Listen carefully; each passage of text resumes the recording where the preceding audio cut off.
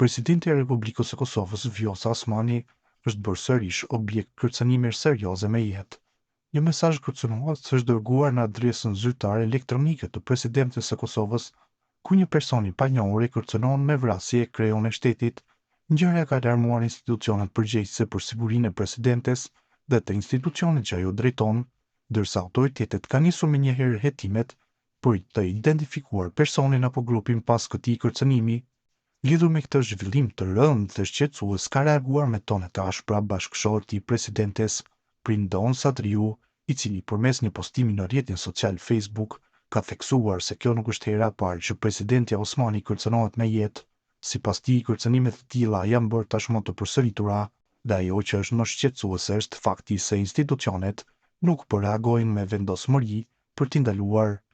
Kjo nuk është hera e parë. Presidenti është kërcënuar me 10 herë më parë, dhe askush nga kërcënuesit nuk është përballur me drejtsinë, asnjë veprim, asnjë përgjegjësi, kur institucionet përkatëse heshtin dhuna natyrshëm që flet, kur institucionet përgjegjëse nuk mbrojnë kërcënuesit ndihen të sigurt, ka shkruar Sadriu. Ai ka shtuar se kërcënimet e vazhdueshme nuk mund të konsiderohen më thjesht si fjalë boshe apo kërcënime të izoluara, por si një fenomen sistematik dhe strategjik që synon frikësimin dhe presionin mbi institucionet më të larta të shtetit. Kur këto përsëriten, nuk janë më thjesht fjalë, janë sistem, janë strategji dhe mbi të gjitha, janë pasojë direkte e mosveprimit, ka shkruar mëtej Sadriu. Reagimi i tij ka ngjallur reagime të shumta në opinionin publik dhe në rrjetet sociale, ku qytetarët dhe figura publike kanë shprehur shqetësimin e tyre për mungesën e reagimit adekuat nga institucionet e sigurisë dhe drejtësisë ndaj këtyre kërcënimeve. Ngjarja vjen në një moment të ndjeshëm politik dhe diplomatik për Kosovën, kur tensionet e brendshme dhe sfidat ndërkombëtare janë në rritje. Presidenti Osmani, e cila ka qenë në qendër të zhvillimeve politike që nga marrja e detyrës së saj, është shpesh objekt kritikash nga kundërshtarët politik dhe grupe të ndryshme që nuk pajtohen me politikat e saj të brendshme dhe të jashtme.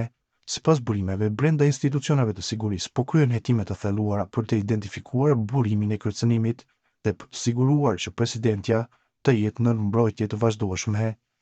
Zyrtarët e policisë nuk kanë dhënë ende një deklaratë zyrtare për mediat, por kanë konfirmuar se rasti është në trajtim, ndërkohë analistë të ndryshëm kanë shprehur shqetësimin se normalizimi i gjuhës së urrëties dhe kërcënimeve ndaj figurave të larta shtetërore përbën rrezik serioz për funksionimin demokratik të shtetit dhe për sigurinë e individëve që përfaqësojnë institucionet. Kjo është një çështje që nuk mund të merret më me lehtë. Kërcënimi ndaj presidentes së vendit është kërcënim ndaj vetë shtetit dhe rendit kushtetues. Nëse nuk kam dëshkim dhe përgjegjësi për këto veprime, atëherë përçon një mesazh të rrezikshëm për shoqërinë, tha një ekspert për sigurinë në mediat lokale. Presidenti Osmani deri më tani nuk ka dhënë një deklaratë publike lidhur me kërcënimet, por pritet që zyra e saj të dalë një reagim zyrtar pas vlerësimit të rrezikut nga ana e institucioneve të sigurisë. Kjo situatë nënvizon edhe një herë domosdoshmërinë për forcimin e mekanizmave të mbrojtjes së figurave shtetërore dhe krijimin e një klime ku kërcënimet ndaj zyrtarëve publik nuk tolerohen, por trajtohen me seriozitet dhe përgjegjësi maksimale nga organet ligjzbatuese.